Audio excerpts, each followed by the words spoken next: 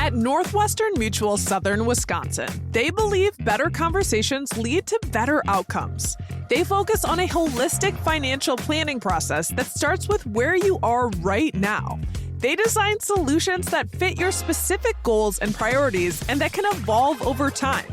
Wherever you are today, no matter what's next, they'll develop customized recommendations designed to fit your life.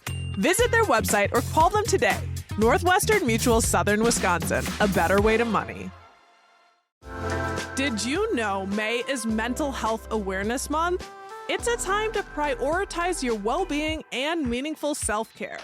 Graley Wellness is a modern mental health and wellness center right here in Madison. So whether you're managing stress, seeking relief from burnout, or just looking for a space to recharge, Graley Wellness is here to support your journey. This Mental Health Awareness Month, invest in yourself. Book a session today at GraleyWellness.com. It's time to take care of you.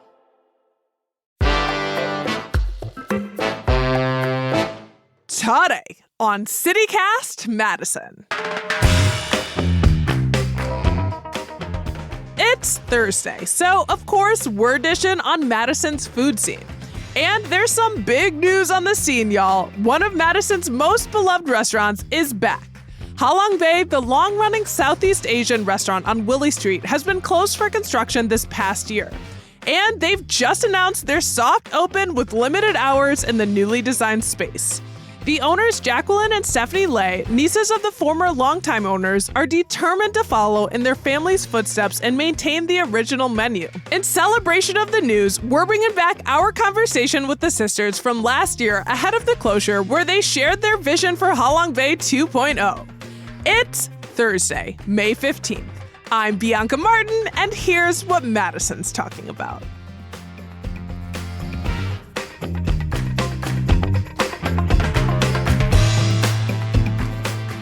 Jackie, hello. Hi, how's it going? Very good. And Stephanie, what's good? Everything's good here. And that's the truth. And that's been the truth since I have been in Madison. Everything is good at Halong Bay. So there is new leadership. Y'all are taking over the wonderful Halong Bay. Why did you want to make that move? Jackie, starting with you. Sure. I mean, for us, we are very close with our family. Having a family restaurant has always been a part of our lives. And we knew that our aunt and uncle were coming to a time when they would like to retire. And since we spent a lot of time working at Halong Bay, and Stephanie specifically has spent a longer time there, that it just felt after we opened a couple businesses that this was the natural progression for us if they wanted to retire and wanted to sell the business. And what about Stephanie? Does that track with you? Yeah, totally. I mean, I've worked there since literally day one, more or less, just depending on what else I was doing, school or other job opportunities. But yeah, I would definitely say that makes sense. And this is a momentous handoff. I've heard about Auntie Jean and like the love in the family and the power in your guys' family. And it's passing the torch from one generation to the next. How does that feel for y'all? I think I would say for both of us, honestly, I mean, it feels great that she also trusts us to be able to do this, right? Because obviously, yes, even if we're interested in buying the business, it's a two-way street. So for her to be able to trust us, to be able to carry on the legacy and know that we can do a great job with it means a lot to both of us. And I mean, they clearly have had a winning recipe. And it sounds like, Stephanie, you've been there, through the beats with that as well with this business. So let's talk about what's staying the same and what's changing. I want to reassure everybody that the food will be staying the same. We don't have any intentions of trying to fix anything that doesn't need to be fixed at all. And I would say the renovations are kind of just to bring the space into a new era. Of course, it has been and always probably will be like a family business, but we're interested in really giving like a refresh to like everything. Yeah, I was just in the other week, saw your beautiful faces, and had the wonderful food. And I noticed I paid electronically. That felt like a big change. I mean, that was a huge change for the restaurant. For us now, with Little Palace, we had been used to using a POS. And with my own experience, I've used POS in other places too. And we just knew that we definitely needed that to be the highest priority for us taking over. So we made sure that once we took over in the beginning, that had to be the number one thing to happen. Just because one, yes, the charm of writing tickets and using that is very, well, like I said, charming, but for the capacity and all the volume that Holland Bay can do, it's not the most efficient way to get food in and get food out and things like that. So we just knew that once we did that, that would be a huge leap into, again, modernizing it and refreshing it, and then also making things quicker and more efficient.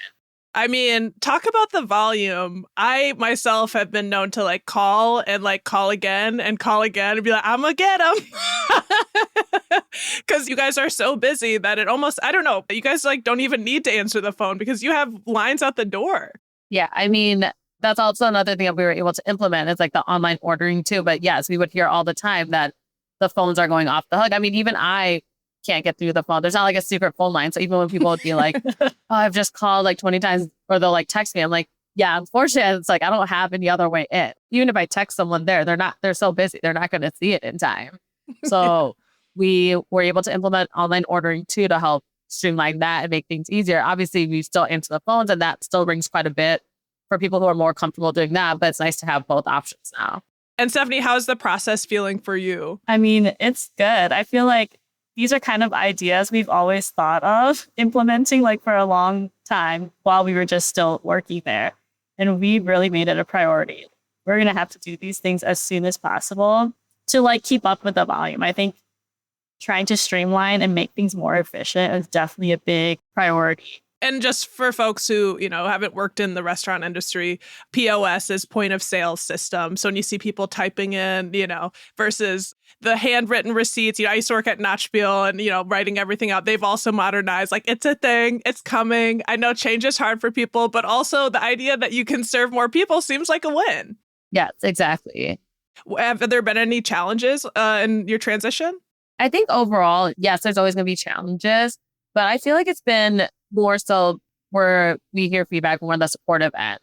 And like, yes, of course, there's going to be some things, but it's like the change that kind of can scare people. Change can be difficult. I think they get worried that it's going to change too much and things like that. But we do reassure them that honestly, like it's something as simple as like our mom, who is Jean's sister, right? So that's how we're related, is like still there. She's been there since day one. And even though we've taken like little breaks and things, we also know it very well from the beginning, from us being there since day one. So like, and our goal is again, not to change things. So again, we just try to reassure people like really the essence and like the soul will still be the same. We just want to also make it better to reach more people. And so that everyone can have a great experience coming in. And I think that is helpful. And then when they maybe come in a couple of times and they notice like, oh, it hasn't really changed, they're very receptive of that. Can you talk about the renovation specifically? I understand you'll be updating the dining area and the kitchen. What's that going to look like? So yes, we are updating the dining area and the kitchen to just give like a small snippet of what's going to happen. I mean, we do plan to put in a bar. So we would like to have more of a fun cocktail program there.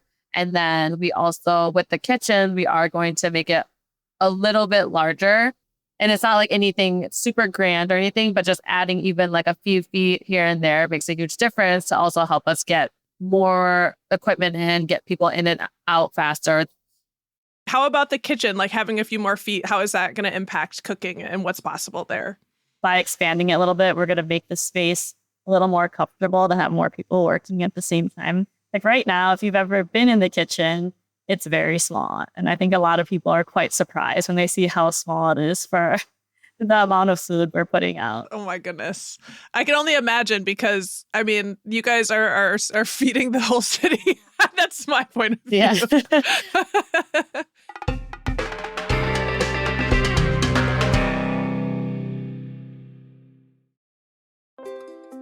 Hi, I'm David Plotz, the CEO of CityCast. We've all set health goals: lose weight, exercise more, eat better. But without a plan, those goals often fade. That may have happened to you. It has definitely happened to me. And that's where Prolon comes in. Prolon's 5-day fasting mimicking diet gives you a science-backed, structured approach to stay on track and see real results. And now Prolon is upping their game with the new next-gen 5-day program, delivering the same science-backed benefits in a cleaner, more convenient, and more flavorful format. Prolon is a plant-based nutrition program featuring soups, snacks, and beverages designed to nourish the body while keeping it in a fasting state, triggering cellular rejuvenation and renewal. Next Gen builds on the original Prolon with 100% organic soups and teas, a richer taste, and ready-to-eat meals. Developed over decades at USC's Longevity Institute and backed by top U.S. medical centers, Prolon has been shown to support biological age reduction, metabolic health, skin appearance, fat loss, and energy. I've been doing the 5-day program, and I feel so much better. I really enjoy the tasty energy bars, the snacks and soups, and the fact that I can enjoy meals, even though the calorie count is super low. The flavors and textures are excellent. An olive oil snack here, broccoli and quinoa soup there, hibiscus tea, a yummy nut bar. It's got the benefits of a 5-day fast, but doesn't have the challenge of doing it with pure liquids. It's a system reset. And also, I know this sounds funny, but it's not. The packaging and directions are fantastic, clear, and well organized and thoughtful. For a limited time, you can be first in line to experience the new Next Gen at special savings. Prolon is offering CityCast listeners 15% off site-wide, plus a $40 bonus gift when you subscribe to their 5-day program. Just visit prolonlife.com/city. That's PROLONLIFE.com/city to claim your 15% discount and your bonus gift. prolonlife.com/city. This episode of CityCast is sponsored by Babbel. Learning a new language opens the door to new friends, new cultures, maybe even a whole new life. So why not start the journey today with Babbel? You can start speaking a new language with confidence thanks to Babbel's conversation-based technique. It quickly teaches you useful words and phrases about the things you actually talk about in the real world. There are more than a dozen languages available for you to learn at your own pace, with material tailored to your individual proficiency level, interests, and time availability. I'm David Plott, CEO of CityCast, and I've been learning Spanish with Babbel and brushing up a teeny bit on my French. But there's also Turkish, Swedish, Dutch, German, many more languages. Babbel's tips and tools for learning a new language are approachable and accessible. It's like having a private tutor in your pocket. I particularly love Babbel's guided conversations, which let me practice real-world conversations. What to say at the doctor's office, how to leave a party, using speech recognition to make sure I'm getting the pronunciation right. Babbel's mobile app and website have real-time feedback, progress trackers, and clear visualizations that are helping me improve my Spanish in only 10 minutes a day. So get talking with Babbel. I want you to learn another language, so I'm teaming up with Babbel to gift you 55% off subscriptions, but only for CityCast listeners at babbel.com/citycast. Get up to 55% off at babbel.com/citycast. Spelled BABBEL.com/citycast. Babbel.com/citycast. Rules and restrictions may apply. And Stephanie, you are in the kitchen and you said that there won't be big changes to Halong Bay's menu. Will there be any changes when y'all reopen? I mean, we don't have any major ideas in mind now. We have toyed with the idea of maybe just doing like specials, which is something we did at Little Palace. And sometimes it's just like a fun way to share something new and also be a little creative on our end also. So I think maybe just like some specials. But yeah, I would say for the most part, though, like the menu is going to stay the same. We don't want to take away anything that the people love. Yeah, if it's not broke, there's no reason to fix it, like you said. And genuinely, Halong Bay's menu is legendary. Like, you guys have so many options. I do want to know, what's your favorite dish, Stephanie? My favorite dish is probably, I'm going to choose a couple. Kind of depends on my mood. That's a hard question. I really love the Nam Khao Tot, also known as LS7. Everybody knows LS7, I think. The crispy rice with the pork Nam sausage. So that's one of my favorites. And if I'm going for soup, I really like the red curry noodle soup. I haven't had either of those, and y'all are my favorite. Should definitely try it. Jackie, what about you? I would say LS7 too. I do think that's like a fan favorite in general. With employees, with customers, usually it's always, if someone needs a recommendation, we recommend that. It usually is always very well received. So typically, yeah, like that's one of my favorites, I would say. I'm a soup person. I love pho in general, and I feel like it's just very easy to eat. So I could eat that almost every day. I think it's just a good soup to eat in general. It's like flavorful enough, but it's also simple enough that it doesn't feel too heavy or that I get sick of it necessarily. So those would be two of my favorites. And then like for the appetizer side, I mean, I love also it's like what we call AP10. So it's a spring roll with the egg roll inside of it. So that one, it's like one of my favorites too. Oh my God. What? A spring roll with like a fried egg roll inside of it? Mm-hmm. Yeah. So the spring roll is fresh still. So it's still fresh. And then it's half an egg roll inside. Typically, if we don't get a request, it's just a pork egg roll, which is how I would eat it. But otherwise, we do like chicken or a vegetarian one if people don't eat pork either. Okay. I'm getting a little too excited over here. Like I should have been talking to you guys sooner. And this is a great moment to talk with you with this big transition. I mean, Halong Bay is known for being so popular, and now you're working to serve more people even. I'm just curious, would you ever think about having like additional locations? I don't think that we would ever do another location. I think part of the charm and like beauty of it is it's just like this one place that a lot of people love. And I also am not sure if Madison's the right city or a big enough city to have two. That's fair.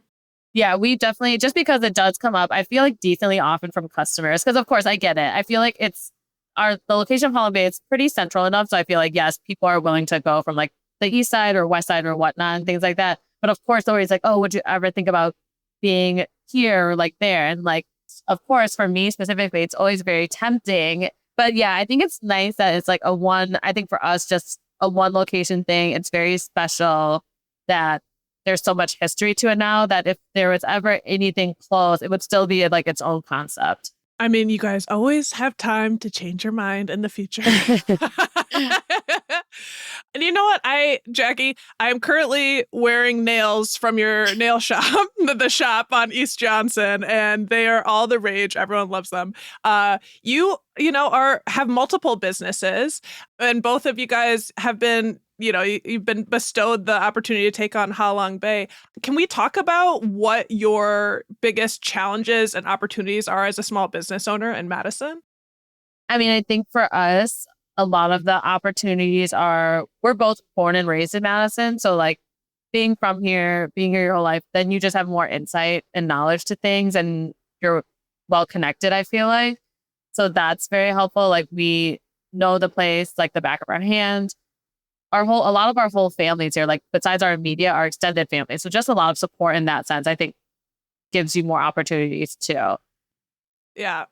Something came up last year. I remember there was graffiti outside Little Palace last year, and it was specifically naming you. And it was really, upsetting for me as an onlooker to see this happening. And I am curious, like, what kind of impact did that have on you and your business? I think from a business standpoint, when that happened, we kind of knew then it honestly would probably be a busy week because then that's like people come and show their support. So I kind of was prepared for that. Obviously, wasn't fun and it wasn't like nice to see, but I didn't think it would impact our business negatively because I just felt like whoever wrote that, it's just that one person. And I know that other people, even if other people may feel that way, it's definitely not the majority, right? Can I just stop and say how much I love that? Just like haters gonna hate and they made your bag bigger. Yeah. And so we literally prepped our staff to be like, this is what happened. We need everyone to be aware because I'm sure people are going to talk about it when they come in potentially and things like that. But like I would be prepared for a busy week. So we were prepared and it was a very busy week for us. So it was great. And then I think for me personally, since the message was more directly towards me, it's just that it's unfortunate that I feel like I do talk about this a lot. It's very important that when I talk to people about business or things like that, a lot of times the question comes up, it's like, oh, what's like the hardest thing you face as a business owner? And the main thing I'll say is that honestly, like we're not equals. I've realized like, even though I was born and raised here and I felt like so confident opening a business here because it's like my hometown and like I have the support of my family, I have friends here. It's just that you face so many challenges when you're a woman or a person of color and people just won't take you like as seriously. And like, I'm a younger person and I also, for me, I think I look also younger than my age too. So to get overlooked or just to be, people would just be dismissive and things like that, that unfortunately that message that happened, it just kind of reaffirmed that those sentiments that I talk about pretty often are still true, right? Because the language itself in that message was very misogynistic. And even if someone was in my position and I believe, if they were like a man or something like that, or let's just say a white man, that even if someone felt that way, the message would not be the same. So it just also confirmed, I think, how I've been feeling, and that those are the types of challenges I feel like I tend to face. And I think Stephanie would agree too, that even though there's a lot of support, there's a lot on the other end too. Yeah. And I should note, for folks who didn't see the story, somebody chalk wrote outside of Little Palace some expletives in really vulgar language attacking Jackie. I really resonated, Jackie, with what you said about like, hey, I grew up here. I'm not, I might not look like you, but I'm a part of this community. And I remember growing up in Baraboo and just feeling like, why do I feel like I still am not on I'm still less than in some way, even though I grew up, I have the same, cultural references and whatever. So speaking about moving to the positive and all of the bounty and abundance that y'all have and all that you're bringing to Madison, thank you. What are y'all's biggest dreams for the restaurant in this process? What are you most looking forward to with running Halong Bay? We're really excited to bring Halong Bay into a new era, really respecting the past, the history, and not forgetting that or letting any of that go, but bringing Halong Bay into a new era and making it sustainable so it continues for another 15 years plus. And then, for me, we're both very close with our family. I think overall, in general, our family is very close. And I love the idea of having a family legacy. And also, even though it's growing and obviously it's not just only family working there, that I think it would be great if we do always still have family there. So personally, I dream to have my kids working there and hopefully wanting to take it on or things like that, or someone in the family wanting to take it on. And just that's how we're able to share our culture and our food and share it with our family and then friends, but also the community. So those things are all really important to me too. And so to be honest, I would like to just have it to be sustainable, that it can live on for much longer. And then it feels good that, how long we've been there already, it's been such a long time. So it's amazing. And that's not easy for any business, but especially a restaurant too. And then honestly, our parents are refugees, our families are refugees. So for them to be able to come here and do something that's so long-standing is amazing. So it's just part of our history, too, that we get to share with the community. Long live Halong Bay. I'm so excited for you ladies and for everyone in the community and your family. Long live the Lay family and your works in the community. It means a lot. Thank you so much for joining us on CityCast Madison to tell us about the updates at Halong Bay and Little Palace. Hope to have you back soon. Thanks for having us. Yes, thank you for having us.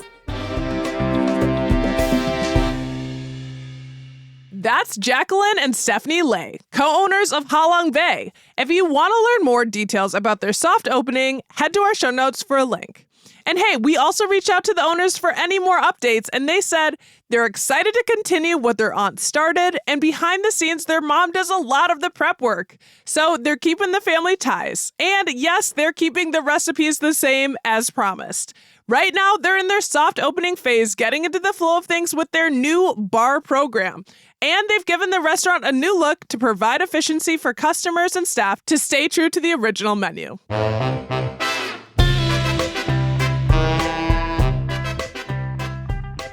That's all for today, here on CityCast Madison. I'm Bianca Martin, your host. If you enjoyed the show, why not share this episode with your favorite restaurant-going buddy? All right, we'll be back tomorrow morning with more stories from around the city. Until then, eat well.